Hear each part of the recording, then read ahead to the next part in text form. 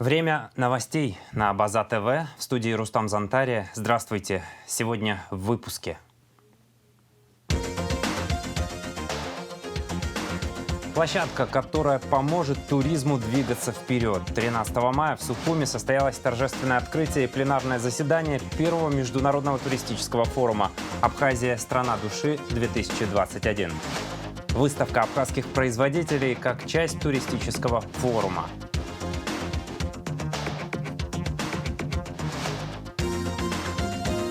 В Абхазии предлагают ввести новые штрафы и изъятие водительских прав за нарушение правил дорожного движения. Площадка, которая поможет туризму двигаться вперед. 13 мая в Сухуми состоялось торжественное открытие и пленарное заседание первого международного туристического форума «Абхазия. Страна души-2021». С официальным приветствием гостям и участникам выступил президент Республики Абхазия Аслан Бжани, пожелав им успешной работы. Репортаж Виолы Барганджи.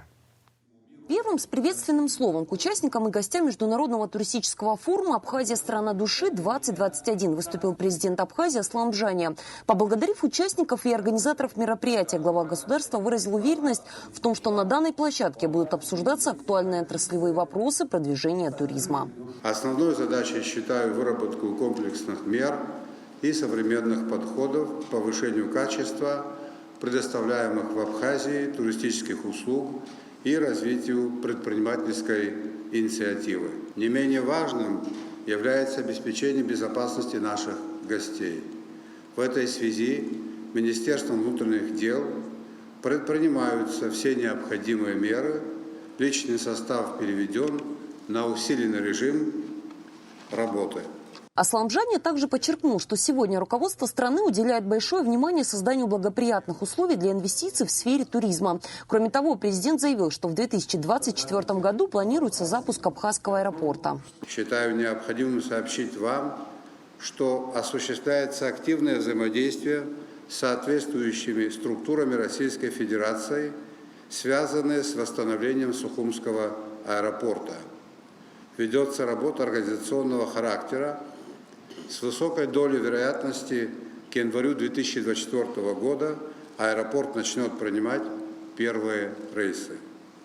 Особенное внимание руководства Абхазии уделяет созданию благоприятных условий для инвестиций в туристический сектор экономики. Дорога для бизнеса открыта и уже наработан определенный положительный опыт.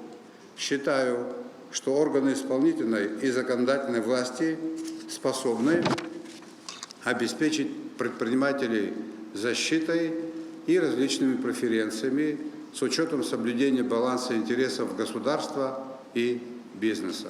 На туристическом форуме выступил также посол России в Абхазии. В своей речи Алексей Двинянин отметил урон, нанесенный курортной инфраструктуре республики в период грузино-абхазского конфликта.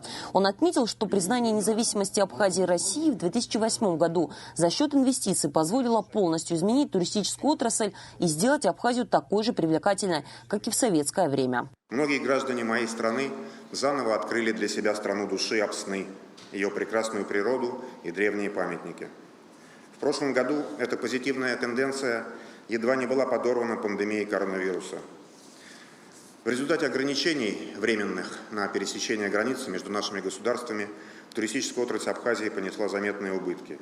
Однако после снятия карантина путешественники из России вновь стали прибывать в республику. В текущем году в связи с закрытием других традиционных туристических направлений абхазские пляжи, уверен, не будут пустовать. И, кстати, статистика за 10-дневный праздничный перерыв майских праздников в этом году наглядно это показала. Я прочитал буквально вчера, что отели, гостиницы, дома отдыха Абхазии были заполнены на 80%, и это отрадно. Полностью репортаж с первого международного туристического форума «Абхазия. Страна души-2021» смотрите после выпуска новостей. К теме туристического форума мы еще вернемся, а сейчас о празднике. Мусульмане Абхазии отмечают Аурычра-Нюха, известный также как праздник Разговения или Ураза-Байрам, знаменующий окончание месяца Рамадан, в течение которого верующие совершали пост, воздерживаясь в светлое время суток от еды и питья. Президент Абхазии Аслан Бжания поздравил мусульман республики с праздником Ураза-Байрам. В поздравлении главы государства говорится: «Поздравляю всех мусульман Абхазии и наших соотечественников, проживающих в мусульманских странах, с праздником Ураза-Байрам». Праздник завершения поста в священный месяц Рамадан олицетворяет стремление верующих к духовно-нравственному совершенствованию, состраданию к ближнему. Абхазия всегда отличалась веротерпимостью, совместным мирным проживанием людей, исповедующих различные религии. Уверен, что в день знаменательного праздника Ураза-Байрам мусульмане республики, наши братья за рубежом, молятся за свою родную землю, за процветание Абхазии. Чаны Бзиала. Конец цитаты.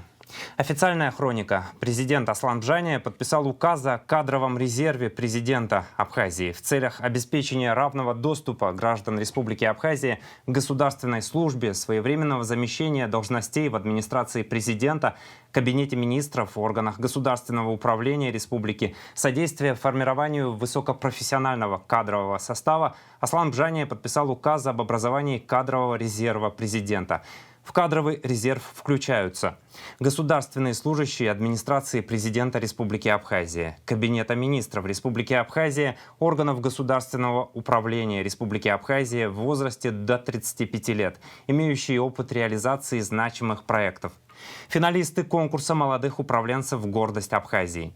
Координация работы по формированию кадрового резерва возложена на заместителя руководителя администрации президента Зураба Каджая.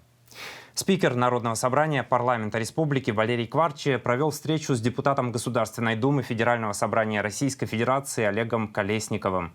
Кварчи ознакомил гостя с законотворческой деятельностью парламента республики, рассказал о международных связях и межпарламентском сотрудничестве. В том числе спикер обратил внимание на вопросы взаимодействия комиссии Народного собрания парламента Абхазии по сотрудничеству с Государственной Думой Федерального собрания Российской Федерации и депутатской группы Государственной Думы Федерального собрания России по связям с парламентом Республики Абхазия. Во время встречи Олег Колесников также ознакомил своих коллег с работой Комитета Госдумы по безопасности и противодействию коррупции и задачами, стоящими перед депутатами Государственной Думы. Участники встречи выразили свою готовность к дальнейшему взаимодействию в разных форматах, в том числе в форме рабочих контактов депутатов из профильных парламентских комитетов. Делегация Народного собрания парламента республики прибыла в город-герой Волгоград для участия в работе 34-й конференции Южно-Российской парламентской ассоциации. Конференция начала свою работу 13 мая и будет проходить в течение 2 дней под председательством главы Волгоградской областной думы Александра Блошкина. Мероприятия 34-й конференции Южно-Российской парламентской ассоциации начались с посещения членами делегаций историко-мемориального комплекса героям Сталинградской битвы на Мамаевом кургане. Они почтили память героев Великой Отечественной войны, возложили венки и цветы к вечному огню в пантеоне славы историко-мемориального комплекса.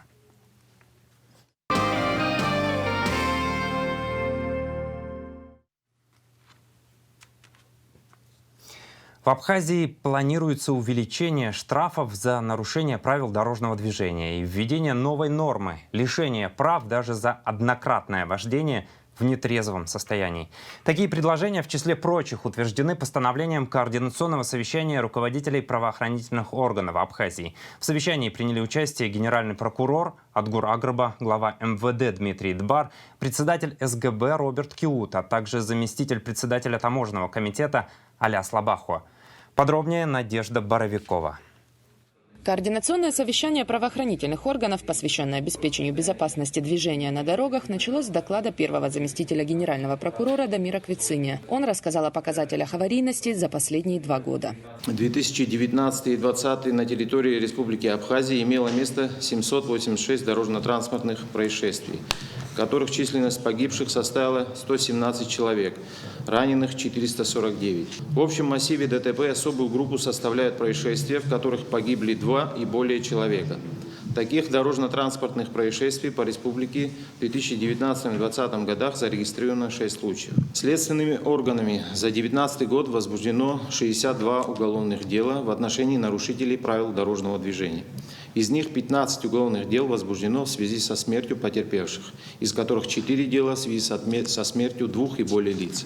К сожалению, далеко не все виновники ДТП со смертельным исходом получают реальные сроки. В 2019 году по этой статье в тюрьму попали 3, столько же в 2020. В 2019 году из 8 уголовных дел, направленных в суд по обвинению лиц, по вине которых при ДТП наступила смерть человека, в отношении 2 в ходе предварительного следствия была избрана мера пресечения в виде заключения под стражу. А в отношении 6 лиц, в том числе и по ДТП, повлекшим смерть, избран домашний арест, из которых судами республики только 3 были приговорены к реальному сроку наказания, 2 лица к штрафу, 1 оправдано и 2 уголовных дела на стадии рассмотрения. В 2020 году из 5 уголовных дел, направленных в суд по обвинению лиц, по вине которых при ДТП наступила смерть, в отношении 4 лиц в ходе предварительного следствия была избрана мера пресечения арест. В отношении 1 лица домашний арест, из которых судами республики 3 лиц были приговорены к реальному сроку наказания, а 2 уголовных дела на стадии рассмотрения, прекращены на стадии рассмотрения. Следственное управление Генпрокуратуры в рамках проверки состояния следственной практики по уголовным делам, связанным с ДТП, обращает внимание, что водители в большинстве случаев не проверяются на наркотики. Отсюда, вероятно, и невысокие показатели статистики. В 2019 году в состоянии наркотического опьянения за руль садились 5, в 2020 – 9 граждан Абхазии. Из 400 водителей, совершивших дорожно-транспортные происшествия в 2019 году, освидетельствовано на предмет алкогольного опьянения 362 лица. Из них 61 водитель транспортных средств находились в состоянии алкогольного опьянения. На предмет употребления наркотических средств из общего количества водителей было освидетельствовано 84 человека. Из них 5 находились в состоянии наркотического опьянения, 1 из которых в состоянии опьянения без признаков одурманивания. 1 водитель отказался от прохождения освидетельствования.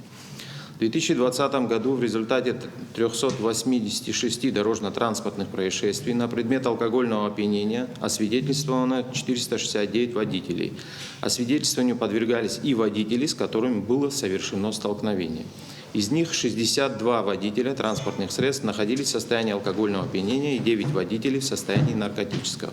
Несмотря на все усилия, предпринимаемые ГАИ республики и другими ведомствами для снижения количества ДТП, Генпрокуратура считает необходимым законодательно увеличить размеры штрафов за нарушение правил дорожного движения. За однократное вождение автомобиля в нетрезвом состоянии ввести помимо штрафа лишение права управления транспортным средством на определенный срок. Также в целях стимулирования соблюдения участниками дорожного движения правил дорожного движения считаем возможным обсуждение вопроса увеличения размера штрафа и за другие нарушения ПДД. Например, за превышение скорости свыше 60-80 км в час, за проезд на красный свет и иные нарушения.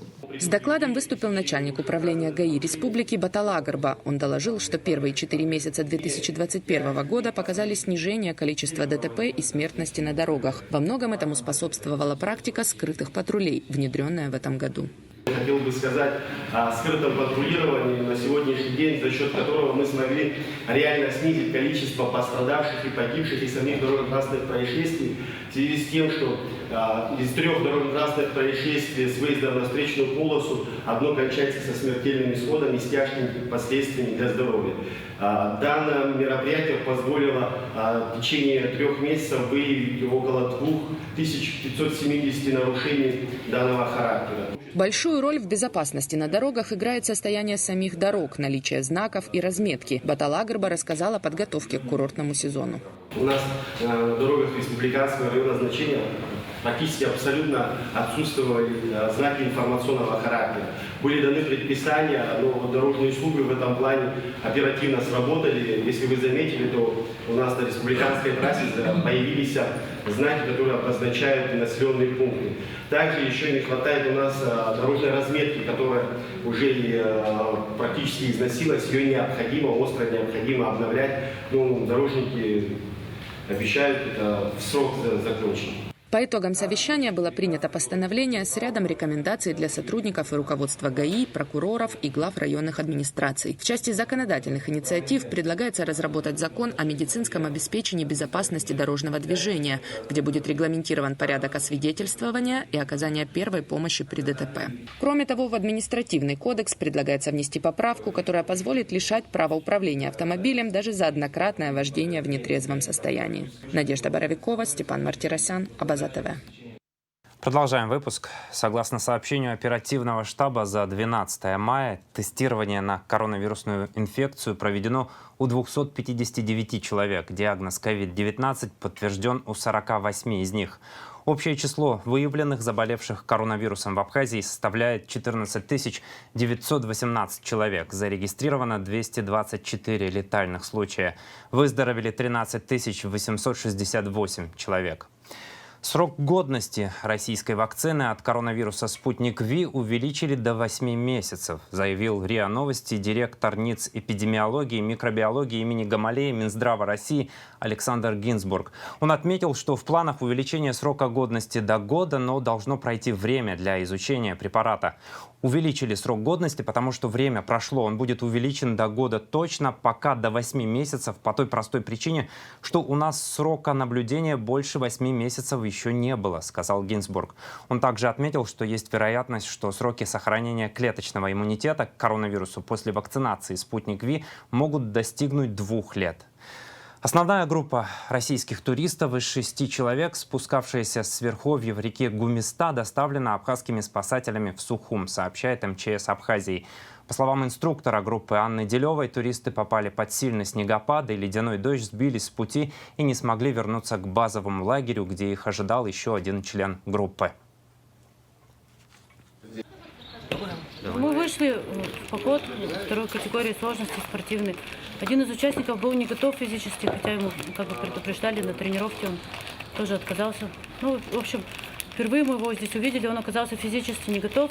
Была погода хорошая, в Абхазии мы в 3-й раз такой маршрут проходим. Мы были не готовы, что так сильно испортится погода. Оставили человека в палатке с едой на перевале, сказали никуда не выходить, что мы пройдем как бы в радиальный выход с одной ночевкой. В это время на этом радиальном выходе на дальней точке нас накрыла непогода. И мы 2 дня пытались через непогоду к нему пробиться. После этого мы поняли, что пробиться к нему уже не можем. И стали спускаться вниз, вот вышли на связь. И вот вышли все, человек остался там. Ему было сказано никуда не уходить.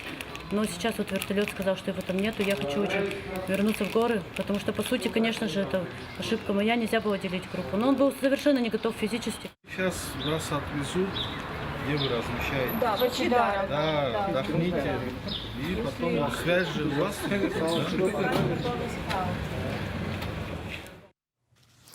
Возвращаемся на площадку первого международного туристического форума «Абхазия. Страна души-2021». В его рамках состоялась выставка производителей абхазских товаров и услуг.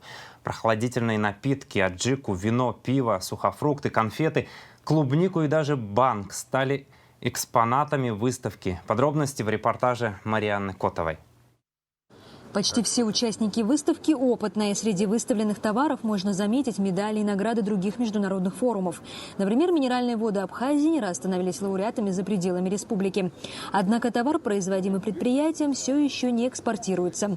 Но пользуется популярностью у туристов внутри страны. В этом году появятся сладкие газированные воды с новыми вкусами. В этом году мы будем выпускать еще несколько новых видов напитков к лету. Уже почти все готово. Наверное, это будет кизил, я думаю, гранат и, возможно, еще парочка. Но точно мы пока не знаем еще. Та же ситуация у предприятия с названием, которое в переводе на русский язык означает «росток». 5 лет на рынок Абхазии они поставляют компоты, джемы и даже конфеты. Но все никак не прорвутся на зарубежный. Поэтому используют любую возможность заявить о себе. Торговая промышленная палата, когда проводят свои выставки, они нас всегда приглашают. Я еще вхожу в ассоциацию молодых предпринимателей Абхазии при торгово-промышленной палате. И поэтому всегда принимаю участие. Мне это очень интересно. мою продукцию узнают и отдыхающие, местные жители. А у клубники из села Адзюбжа таких проблем нет. Эти ягоды идут в основном на экспорт. Новый голландский сорт отличается ароматом и сладостью. А приобрести на рынке эту клубнику невозможно. Только в одной торговой точке в Адзюбже. По словам организаторов выставки, представителей торгово-промышленной палаты, здесь им удалось собрать 15 абхазских производителей. Форум является международным. Здесь присутствуют представители разных регионов России, иностранных государств, для которых мы хотели бы показать потенциал республики. Возможно, наладятся какие-то связи. Вообще производство напрямую связано с туристической сферой, так как существуют разные направления туризма. Такой вид туризма, как гастрономический туризм, который может как раз-таки привлечь абхазская национальная кухня и ее особенности. Среди участников выставки есть и производители услуг, например, банк ЦМР Абхазия. Уже несколько лет представляющий услуги, которые особенно пользуются популярностью у туристов. У нас уже больше 3 лет банк действует в Абхазии, получил все необходимые лицензии, активно работает. Поэтому мы как инструмент финансовый готовы предложить свои услуги всем, кто связан с туристической отраслью. У гостей выставки была возможность попробовать пастилу, сушеную хурму, аджику, продегустировать различные сорта вина, знаменитое сухумское пиво и приобрести то, что не всегда встретишь на прилавках магазинов. Среди покупателей оказались и местные жители, и участники форума. Марьяна Котова, Рамукам Ке, Абаза ТВ. Подопечным Киарас помогут заниматься сельским хозяйством. 13 мая в Ассоциации работников СМИ Абхазии состоялась пресс-конференция исполнительного директора благотворительной организации Киарас Кадыра Аргун. С 2015 года Киарас оказывает всестороннюю благотворительную помощь малоимущим гражданам по всей Абхазии. Для создания продовольственной безопасности для крестьян порядка 400 семьям были розданы семена и саженцы однолетних культур. Хоть и не было масштабного урожая для реализации на рынке, но они обеспечили продовольствием свои семьи, отметил исполнительный директор фонда. Чтобы помочь крестьянам выйти на рынок со своей продукцией, в этом году Киарас при поддержке программы ООН по развитию сельских территорий продвигает масштабный проект по сельскому хозяйству. В том году при поддержке программы развития сельских территорий ООН мы выиграли проект по разведению кур. Включено было 9 семей, где с нашей стороны были построены 9 курятников. Каждой семье было роздано по 300 цыплят. И также первоначальный этап, это также раздавали корма. И вот завершающий этап, третий этап был, это приобретение инкубатора на 700 яиц и бродеров на 300 цыплят. На сегодняшний день данный проект успешно завершен и реализуется, где они уже сами продают яйца и выводят сами цыплята. И сегодня уже у них и заказы на цыплят, и на яйца. То есть мы считаем, что данный проект был проведен успешно. Новости культуры на Абаза ТВ. Третий выпуск авторского проекта Эльвиры Арсалия «История одной картины», посвященный работе Тариэла Ампар Махаджиры. Диптих художника основан на сюжете исторического романа Баграта Шинкуба «Последний из ушедших». Проект реализован при поддержке Абхазского общественного фонда развития Амшра и ЗАО «Аквафон GSM».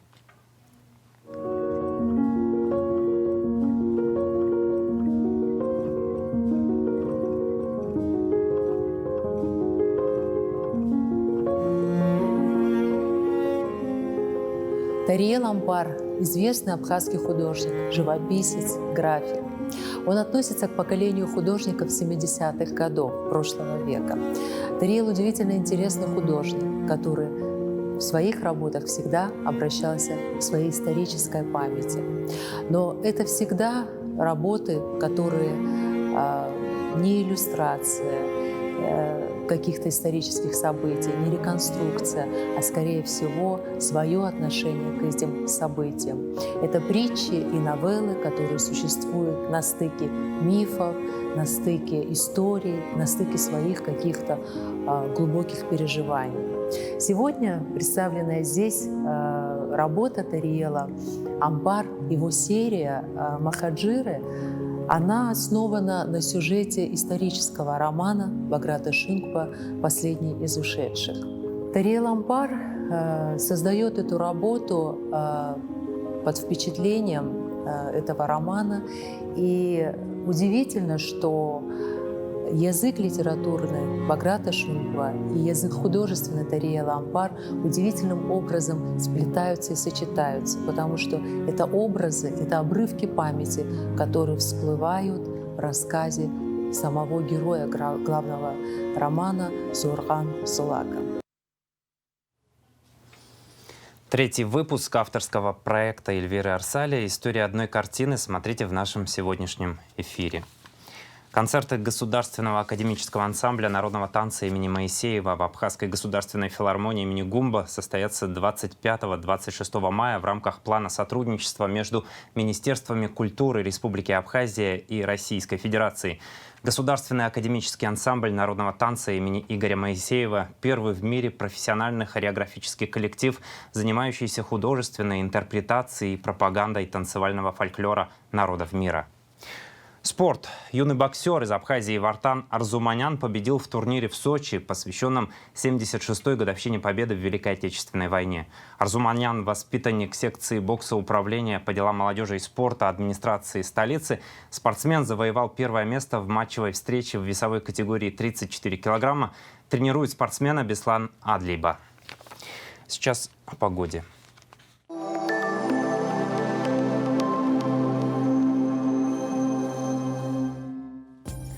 В пятницу 14 мая в Абхазии небольшая облачность, без осадков. Температура воздуха ночью 15, днем до 28 градусов. Температура морской воды 15 градусов.